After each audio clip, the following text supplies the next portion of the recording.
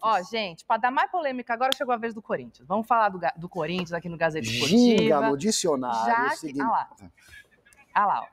Silver, vamos lá. A Fiel quer saber, já que você está aqui, quero saber do Garro. O Rodrigo Garro ficou fora não. Ele não estava entre os titulares no jogo da classificação do Corinthians. E amanhã? Vai jogar, não vai? Viajou, não viajou? O que é? Não é oficial, mas vai jogar, viajou. O que aconteceu é que o Garro vem de um processo de dores no joelho desde o ano passado. Então o Corinthians preferiu, nesse jogo contra o Mirassol, que era um jogo decisivo, mas não era a final do campeonato, iniciar com ele no banco. Ele entrou no finzinho só para não enferrujar também. Então preservou a articulação do joelho do Garro, justamente para ele jogar amanhã no Equador. E provavelmente ele jogará também domingo contra o Santos.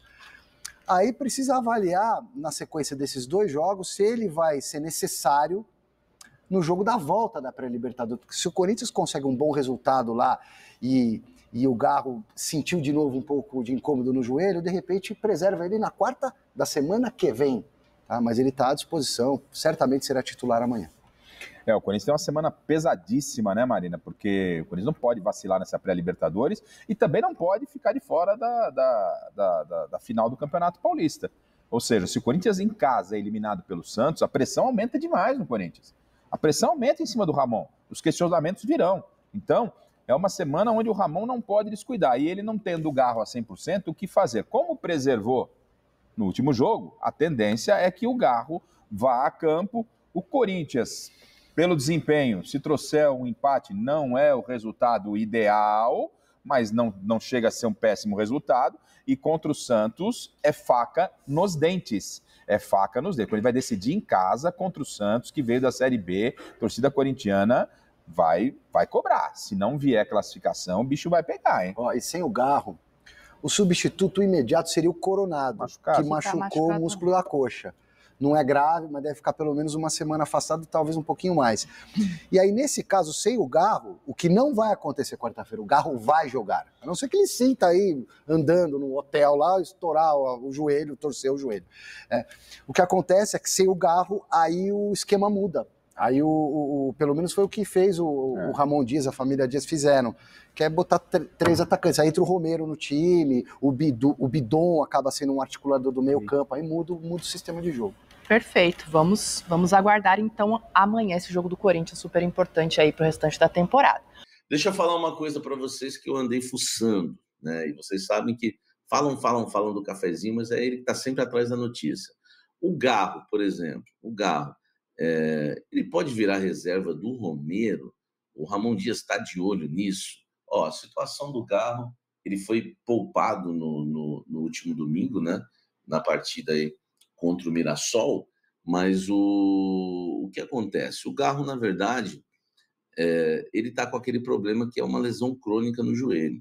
Tá? O Corinthians até divulgou, tá? O Corinthians até divulgou aquela lesão que ele teve, que o tirou muito tempo aí do início da temporada 2025, é uma tendinopatia patelar, tá?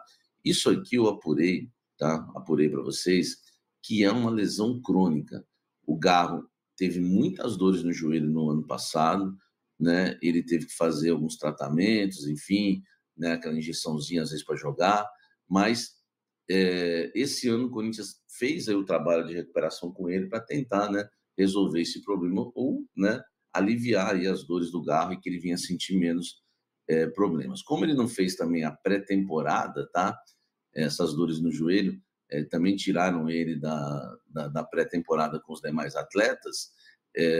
O Garro fica um pouquinho atrás dos demais jogadores. Então, o Ramon, né, optou por poupá-lo no jogo contra o Mirassol, mas a ideia é que ele retorne, né, volte a campo nesta quarta-feira diante do Barcelona de Guayaquil. Mas uma coisa que me falaram é que o Ramon e o Emiliano nos treinos têm testado bastante o Romero na função do Garro. Assim, eu sei que muita gente gosta do Romero é até ídolo, né, do Corinthians para muitos corintianos, mas me preocupa, tá, se o Ramon colocar na cabeça que o Romero pode ser titular no lugar do Garro. Ele vem testando bastante, tá? E é bom a gente lembrar que essas dores do Garro, ele teve essas dores em 2024 também, tá? Então não vai ser não vai ser desculpa, essa questão não serve de desculpa, vai ser realmente uma escolha técnica e tática, né, do técnico Ramon Dias. Com o Romero em campo, o time passa a atuar no 4-3-3 e não no losango, né, no 4-4-2 losango, que o Romero joga aberto na direita, o Memphis joga mais aberto na esquerda, enfim.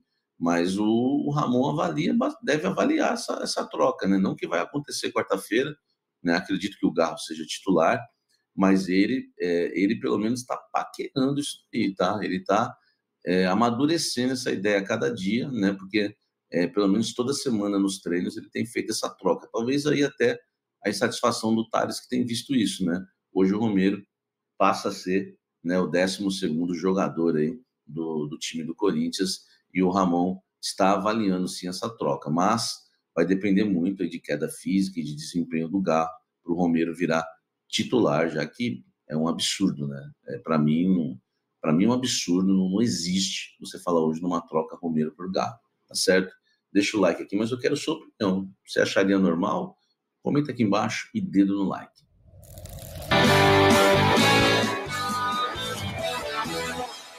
De volta nessa terça-feira de carnaval para apresentar as semifinais do Paulistão. De um lado, Corinthians e Santos, de outro, Palmeiras e São Paulo. Depois de 5 paulistões, os 4 grandes do estado estão novamente juntos nas semifinais. O último a garantir presença, o São Paulo, com 1-0 para cima do Novo Horizontino. Lance crucial no Morumbi, o lançamento de Oscar, seguido pela jogada em velocidade de Lucas Moura para cima de Rafael Donato e a finalização de Caleri. Com esse e os outros resultados dos jogos das quartas de final, foram definidos os próximos confrontos determinados pela classificação agregada desde a primeira fase. O Corinthians segue com a melhor campanha, 30 pontos, e agora o Palmeiras vem atrás, já que despachou o São Bernardo, eliminado apesar de ainda ocupar a 3ª colocação geral. O São Paulo tem a 4ª melhor campanha, similar à da Ponte, que sequer avançou aos mata-matas. E em 6º lugar, finalmente aparece o 4º e último classificado Santos, à frente dos agora fora da briga Novo Horizontino e Bragantino. Como prevê o regulamento, o melhor pega o pior deles e os 2 intermediários se enfrentam em jogo único com o mando do time de melhor desempenho. Nas semis, então, teremos Corinthians e Santos e Palmeiras e São Paulo, algo que não acontecia desde 2019. Vai ser interessante. Clássico, a gente sabe o que significa para o torcedor, o que representa, a gente sabe como é a atmosfera, o ambiente. Palmeiras talvez uma certa vantagem por jogar em casa, estar diante do seu torcedor, mas clássico é um jogo à parte, muito equilibrado, mentalmente tem que estar muito preparado e se dedicar para poder aproveitar as oportunidades. E além de aproveitar essas oportunidades, o Tricolor terá mais uma grande missão como visitante no próximo clássico contra o Palmeiras, parar Estevão. Há alguns meses de se transferir definitivamente para o Chelsea, na pré-lista de Dorival, contra o São Bernardo, o atacante marcou 3 gols, sendo apenas 2 deles válidos. E a apresentação certamente entrou para a história como uma das melhores, se não a maior de todas, do jovem com o manto alviverde. E o torcedor palmeirense, que andava preocupado, agora começa a confiar no sonhado tetra. Isso, claro, graças ao seu fator de desequilíbrio.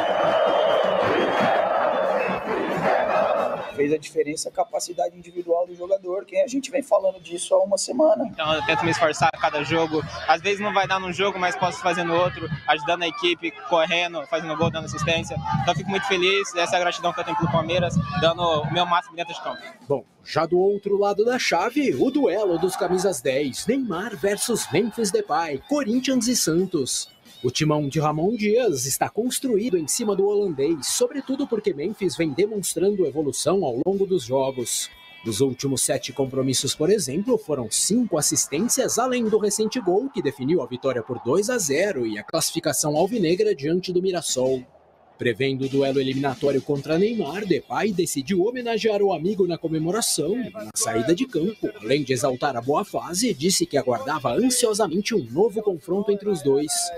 Dias depois, num evento com a presença do holandês, Neymar revelou uma questão relacionada a MC Hariel, corintiano e parceiro de música de Memphis, e prometeu uma revanche. No último jogo do Corinthians, aí ele mostrou o dedo do meio pra mim quando eu tava saindo. Já guardei, botei aqui no bolso, falei, calma, garoto, que essa hora vai chegar. Então, desde já, Rariel, torce pra não ter Corinthians e Santos no Paulista, tá? Meu irmão aqui, ó, do Timão. Pois é, e vale lembrar, o clássico anterior foi só o terceiro jogo de Neymar no retorno ao Peixe, e de lá pra cá tudo mudou. Desempenho, astral, empolgação. Nas 4 partidas mais recentes, o craque deixou as dúvidas quanto à condição física para trás e assumiu a responsabilidade sobre a equipe. Demonstrou a capacidade de permanecer em campo os 90 minutos e, com alguns lampejos geniais cada vez mais frequentes, já soma 3 assistências e 3 gols. Números superiores em relação aos 17 meses que defendeu o Al Hilal, incluindo de minutos em campo. Assim, então, ciente da sensação que causa nos rivais, apelou para o psicológico. Finalista de todos os paulistões que disputou até hoje, e antes mesmo da definição do adversário da semi, Neymar fez questão de deixar uma pulga atrás da orelha de todos os rivais, principalmente dos corintianos. Obviamente que a gente não quer pegar os times mais fortes. Não, mas eu tenho certeza que eles têm mais medo do que eu. Eles têm mais medo de me pegar do que eu deles. Então, o que vier vai ser... A gente sabe que vai ser um jogo difícil, mas a gente está preparado para qualquer time. Esperava aconteceu. E olha que eu esperava isso no início da temporada. Eu esperava isso quando o Fagner foi embora, tá? Eu já esperava isso. Quem me acompanha sabe. Quando o Corinthians empresta o Fagner para o Cruzeiro, pagando 500 mil por mês e o Cruzeiro 300, eu falei para vocês que o nosso querido Augusto Melo, Fabinho, os queridos Augusto Melo e Fabinho, eles iam acabar procurando um lateral direito no mercado, tá? Como o Léo Maná não foi aprovado no Campeonato Paulista, inclusive ficou até de fora do banco de reservas da partida contra o Mirassol, o Corinthians põe um lateral direito na pauta. O Corinthians está monitorando o mercado em busca de um lateral direito. O Corinthians quer reforçar a lateral direita. Mas tem um problema, a janela de transferências fechou. Então o Corinthians está de olho em atletas que estejam livres no mercado, tá? Ou até também a questão da janela interna. O Corinthians ele está avaliando dessa forma. Fica um pouco mais difícil, porque as opções acabam diminuindo, né? Por exemplo, o Martineira, vou dar um exemplo, que é um lateral muito bom lá do Racing. Não tem como comprar, apesar de ser caro também, não dá para comprar porque ele está empregado. Então, o contrato, né, de um jogador livre, ele tem que estar livre antes, tá, do término da janela, entendeu? Então, para você contratar um jogador hoje, poder inscrevê-lo com a janela fechada, esse atleta já tem que ele já tem que estar livre, né, antes da própria janela de transferências fechar. Então, existem alguns critérios também. Então, a situação do Corinthians fica um pouco mais difícil. Mas o curioso é que há uma insatisfação hoje na lateral direita e o Corinthians está monitorando o mercado com várias opções aí pelo mundo e pelo Brasil que o scout do Corinthians está avaliando com aquele computadorzinho cheio de bandeirinha lá. Fabinho Soldado já mandou ver. Agora é oficial, o Corinthians quer sim um lateral direito no mercado. Difícil é achar um lateral nessas condições que eu falei da janela aí de transferências fechada, né? Você tem alguma opção, né? Tem que se encaixar nesse sistema que eu falei. Comenta aqui embaixo, ou então o Corinthians está visando um lateral direito para o meio do ano, né?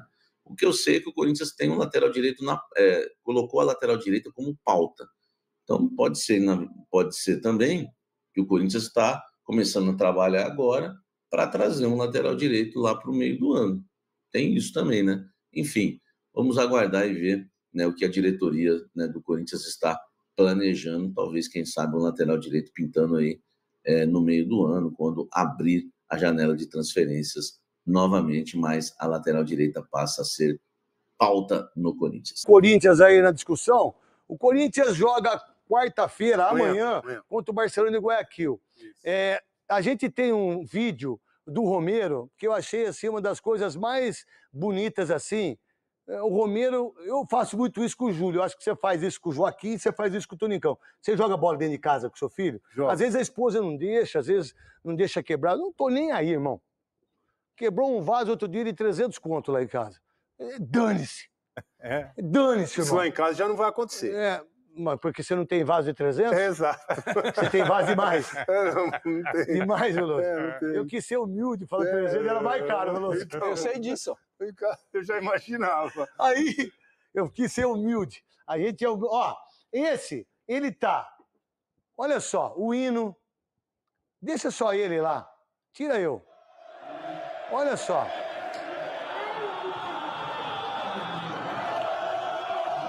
Esse cara é Corinthians ou não é Corinthians, velho? Sentiu, olha lá. Sentiu o filho do Romero. Olha, ele tem vaso lá, hein? Olha lá, chamou o VAR. Olha lá, chamou o VAR e deu pênalti. Olha a batida de canhota, velho. Esse cara é muito Corinthians, velho. Ele é muito Corinthians. Dá uma olhada, o amor desse cara, velho. Até aí o VAR da pênalti, né? O Corinthians... Não entendi, Souza. Até aí o VAR da... Até aí o VAR da pênalti pro Corinthians... É, até aí o VAR da pênalti, mas você, como um dos grandes comentários que tem, não enxerga uma falta que foi. Não, se eu enxergasse... Você é o quê? Olha só, se eu enxergasse que eu fosse... Não, mas Olha você, só. num momento desse de família, de Não, filho, bonito. aí você quer falar que o Corinthians é time de bandido, é isso que você quer falar?